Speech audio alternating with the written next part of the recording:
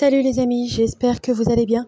On se retrouve aujourd'hui pour une nouvelle vidéo pour le défi Sochou numéro 4. Le thème, c'était prendre son envol dans les airs. Donc je suis toujours dans ma lancée des Pola XXL en version grand, toujours sur du papier Painton et mis en couleur à l'aquarelle. Donc là, je suis partie sur l'idée du petit ourson aviateur dans les airs, donc avec en contrebas les maisons de la collection Victoria Street.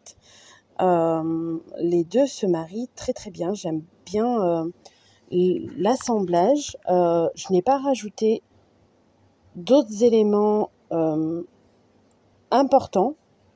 Ce sont les deux seuls que j'ai tamponnés à la Versafine. Je n'ai pas complètement tamponné les maisons parce que je veux donner cette sensation qu'on est dans les airs, qu'on les voit au loin. Donc on ne les voit pas complètement et je ne voulais pas qu'elles prennent le dessus par rapport à l'avion et l'ourson et par rapport à l'idée générale que j'avais du thème. Donc une fois que j'ai tout tamponné, je vais venir créer mon ciel nuagé. Donc là, pour utiliser mon ciel nuagé, j'ai utilisé de l'aquarelle liquide de chez Action. Je trouvais que la couleur s'y prêtait plutôt pas mal. C'est vrai que quand il n'y a pas vraiment de combo couleur, je fais des créations assez classiques. Je ne vais pas chercher la subtilité dans les couleurs, on va dire. Je suis très classique. Et c'est pour cette illustration, cette création, ça me convenait parfaitement. Et ce bleu, je le trouvais qu'il était très raccord avec le ciel. Donc au début, j'ai mis pas mal de couleurs d'aquarelle dans mon pinceau et au fur et à mesure, je viens l'estomper avec de l'eau claire et par-ci par-là, je viens éponger le surplus pour créer cette sensation de nuage, de légèreté. Faut savoir que là, j'ai réalisé ce ciel nuageux. D'un premier jet, je ne suis pas venue le retravailler, je ne suis pas venue retravailler les détails des nuages parce que chaque fois que je le fais, et ben ça ne me plaît pas. J'ai beau essayer de travailler les détails, d'apporter un peu plus de contraste dans les nuages, mais je n'y arrive pas, ça donne pas le résultat que je souhaite. Donc je reste sur mon premier jet, c'est celui qui me plaît et ça me convient très bien ainsi. Et d'un côté, ça me donne un petit peu moins de travail dans ma création. Donc une fois que le ciel a été mis en couleur à l'aquarelle par les aquarelles liquides de chez Action, je vais mettre en couleur le petit ourson dans son avion. Je suis littéralement fan de ce petit ourson dans son avion. Je l'utilise assez fréquemment. Je dirais que c'est un de mes tampons chouchou de chez Shoe and Flower. Je trouve qu'on peut le combiner dans plusieurs thèmes, dans plusieurs couleurs, dans plusieurs idées de création. On peut l'adapter un peu passe-partout, comme je dis, et j'aime beaucoup ce genre de tampon qu'on peut mettre un peu à toutes les sauces. Pas le genre de tampon qu'on utilise une fois et puis c'est tout. Là, je continue à utiliser les aquarelles liquides de chez Action. J'ai fait un mélange, il me semble, entre plusieurs verres. Je ne suis pas sûre. Le seul problème qui m'a posé dans cette création, c'est que je ne savais pas trop quelle couleur utiliser parce que je ne voulais pas des couleurs flashy et vu que c'est pour que toutes mes créations soient assemblées dans un carnet à la fin de l'été, je voulais qu'il y ait une certaine cohérence aussi entre mes créations. Donc du coup, je suis restée dans des couleurs assez neutres. Pas de fioriture au niveau des couleurs, je suis restée assez classique. Là, pour l'avion, je me suis beaucoup aussi posé la couleur si j'allais le faire bicolore ou juste d'une seule couleur, quelle couleur j'allais utiliser. Pour pas trop trancher par rapport à mes autres créations, mais je voulais aussi qu'il se détache un peu du ciel quand même, hein, pas qu'on confonde avec le ciel. Mais vu que je ne savais pas, j'ai longuement hésité entre là ce que je suis en train de faire, un bleu-gris, et entre un rouge flamboyant, pardon, comme j'ai pu faire sur mes autres créations. Les premières, pour les premiers défis, ou un espèce de rose, comme c'était proposé, suggéré pour le défi bord de mer. J'ai longuement hésité, mais je suis d'une nature très classique quand je crée. J'ai beaucoup de mal à sortir des sentiers battus. Un avion rose, c'est pas que ce soit pas possible, mais là, je voulais quelque chose de classique, donc je n'ai pas poussé mon imagination à bout. Donc, j'ai plutôt opté pour un espèce de bleu-gris. Et je suis plutôt contente du résultat. Là, pareil, je travaille par parcimonie. Ce grand pinceau de chez Raphaël Petit Gris, j'ai pris le coup de main. J'arrive très très bien à m'en servir. Par contre, le petit, ce n'est pas ça encore. Peut-être qu'un jour, j'y arriverai. Mais celui-là, c'est bon, je peux dire que c'est OK. Et donc, je continue à mettre en couleur le petit ourson. Et pour l'hélice aussi, j'ai longuement hésité à est-ce que je la mets en couleur ou j'applique du stylo gel pailleté pour donner un peu plus de bling bling à ma création. Du feutre acrylique aussi que j'ai des argentés, j'ai longuement hésité, mais ça recouvre énormément les traits du tampon, donc je l'ai plutôt mis de côté. Où je me suis dit que j'allais utiliser aussi les comment on appelle ça, les flocons, alors attendez, je retrouve les foil flex de chez Action, les flocons d'argent de chez Action. J'ai trouvé quand j'y suis allée dernièrement la version argentée et la version cuivrée. Donc j'ai hésité longuement entre plusieurs techniques. Restez jusqu'à la fin de la vidéo pour voir pour laquelle j'ai opté. En attendant, je suis passée aux petites maisonnettes. Et pareil, là, la choix de la couleur, c'est longuement posé. Mais je voulais quelque chose aussi de pas tape à l'œil, parce que c'est pas l'élément principal dans ma création. Elle est là, mais c'est quand même l'avion, l'élément principal. Donc, je suis plutôt restée dans des couleurs neutres, plutôt des gris assez chauds, je dirais. Pour apporter un peu plus de nuances, j'ai essayé de faire les maisons côte à côte, pas de la même intensité, pour apporter un peu plus de profondeur aussi à ma création. Donc je suis restée assez classique.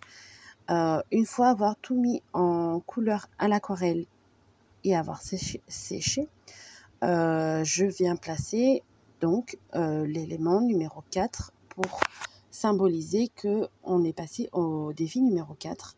Et là, j'ai plutôt opté sur le bas à droite. Pareil, j'utilise toujours de la Versafine en essayant de ne pas te faire de tâches, parce que j'en fais tout le temps avec la Versafine. Et je suis venue piocher dans les tampons de Show and Flowers, surtout des tampons de fond. J'ai fait un mix de plusieurs planches de tampons pour venir habiller ce fond que je trouvais quand même assez vide. Donc, avec des éléments du tamponnage de fond, je suis venue comme ça habiller ma création sur le côté, le haut en côté gauche et le bas côté droit, pour respecter une espèce de diagonale et donner un cadre à ma création. Et sur les tamponnages, les tampons, je n'hésite pas à utiliser qu'une certaine partie du tampon et pas la totalité. Faut le garder aussi en esprit. Il y a certains tampons où l'on peut utiliser une certaine partie, comme celui-là. J'ai plutôt utilisé la partie où il y avait le tampon du timbre et les écritures que le reste. Je trouve que ça se marie très très bien. Faut le garder en tête. C'est pas parce qu'on a le tampon qu'on est obligé de l'utiliser dans son entièreté. Juste une partie peut être satisfaisante, se combler à elle-même pour la création. Donc là, j'essaye de compléter dans ma création sans l'alourdir aussi. Je veux pas que l'œil soit attiré forcément que par ça, sachant qu'en plus j'utilise de l'encre noire, donc ça peut vite faire un amas de noir et c'est pas ce que je recherche. Là, sur le tampon que j'utilise, pareil, je suis venue sélectionner que les petites étoiles. Il y avait des écritures, je ne me rappelle plus lesquelles, mais je suis venue juste prendre les petites étoiles qui m'intéressaient. Et pour cela, je suis venue masquer le reste du tamponnage avec du masking tape. Je laisse la partie des étoiles sans masking tape. Je passe un coup sur mon encreur. J'enlève bien évidemment mon masking tape et je viens tamponner. Et comme ça, je n'ai que ce que j'ai mis avec de l'encre. Donc là, c'est-à-dire les petites étoiles. J'utilise assez souvent cette technique. Elle est très pratique quand on ne veut qu'une partie du tampon et que forcément, quand elle est au milieu, au centre du tamponnage. Donc, c'est une technique très utile. Donc là, je cherche à compléter ma création. Je la trouve assez vide aussi au milieu. Je cherche qu'est-ce que je peux rapporter d'utile à ma création sans que ça l'alourdisse. J'essaie de choisir un titre et de savoir où le placer. Là, j'ai longuement hésité aussi. Et j'ai utilisé la technique du masking tape, comme vous pouvez le voir, parce que c'est le tampon où il y a écrit évasion, il me semble qu'il vient de la collection nautique de l'année dernière. Et je ne voulais que le mot évasion. Je ne voulais pas le reste. Donc, je suis venue masquer le reste et mettre en couleur à l'encre noire juste le mot évasion et j'ai opté pour le mettre dans la continuité des tamponnages que j'ai réalisé. Donc je complète comme ça ma création au fur et à mesure.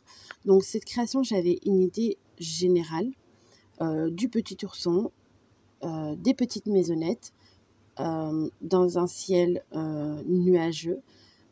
Mais sans forcément avoir le reste. C'est pour ça que le reste est venu au fur et à mesure, comme je le sentais.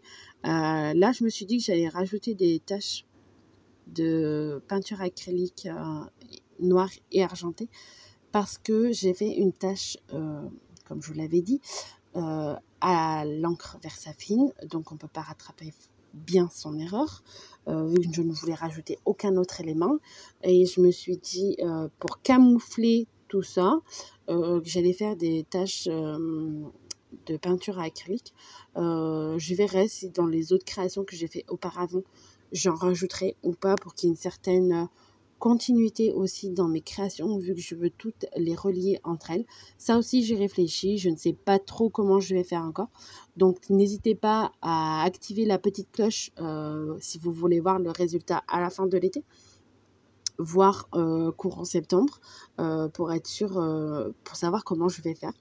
Donc là, après avoir mis en place tous mes éléments, je me dis que je mettrais bien un peu de foil sur les hélices. J'ai vite regretté mon choix. Je vais finir par les appliquer. Alors déjà d'une, je vous dirais que j'avais pas la colle adaptée. Donc j'ai essayé d'en appliquer sans faire de gros pâtés.